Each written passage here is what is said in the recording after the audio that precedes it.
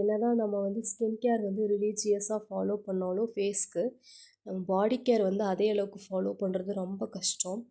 As a house ஒய்ஃபாக பார்த்திங்கன்னா அதுவும் வந்து எஸ்பெஷலி எனக்கு ஹேண்ட்ஸ்க்கு வந்து சன்ஸ்க்ரீன் அப்ளை பண்ணுறது ரொம்ப ரொம்ப கஷ்டமான விஷயம். ஃபேஸ்க்கு வந்து சன்ஸ்க்ரீன் அப்ளை பண்ணிவிட்டு திருப்பி மறுபடியும் வந்து ரீஅப்ளை பண்ணுற வரைக்குமே வந்து அதை அழியாமல் வச்சுக்கலாம். பட் ஆனால் ஹேண்ட்ஸ்க்கு அப்படி வந்து பண்ண முடியாது. நம்ம அடிக்கடி கை கழுவுற மாதிரி ஒரு சுச்சுவேஷன் வந்துகிட்டே இருக்கும். இல்லை வெஷல் வாஷ் பண்ணுறதோ இல்லை வேறு ஏதோ ஒரு விஷயமோ இல்லை ஏதோ ஒன்று ஸ்ட்ரோக் பண்ணுறோம் அப்படின்னா அந்த கை வந்து அதுவும் நம்ம ரைட் ஹேண்ட் வந்து யூஸ் பண்ணியே தான் ஆகணும். ஸோ அது வந்து ஹவுஸ் ஒய்ஃபுக்கு மட்டும் இல்லை, நார்மலாக யாருக்குமே பார்த்திங்கன்னா ரைட் ஹேண்டில் வந்து அதிகமாக டேன் இருக்கும். ஏன்னா வந்து சன் எக்ஸ்போசர் வந்து அதிகமாக படுறது அந்த ரைட் ஹேண்டில் தான். ப்ளஸ் வந்து நீங்கள் குக் பண்ணுறீங்க அப்படின்னா ஹீட்டுனால் அதிகமாக பிக்மெண்டட் ஆகுறதும் வந்து இந்த ரைட் ஹேண்டு தான்.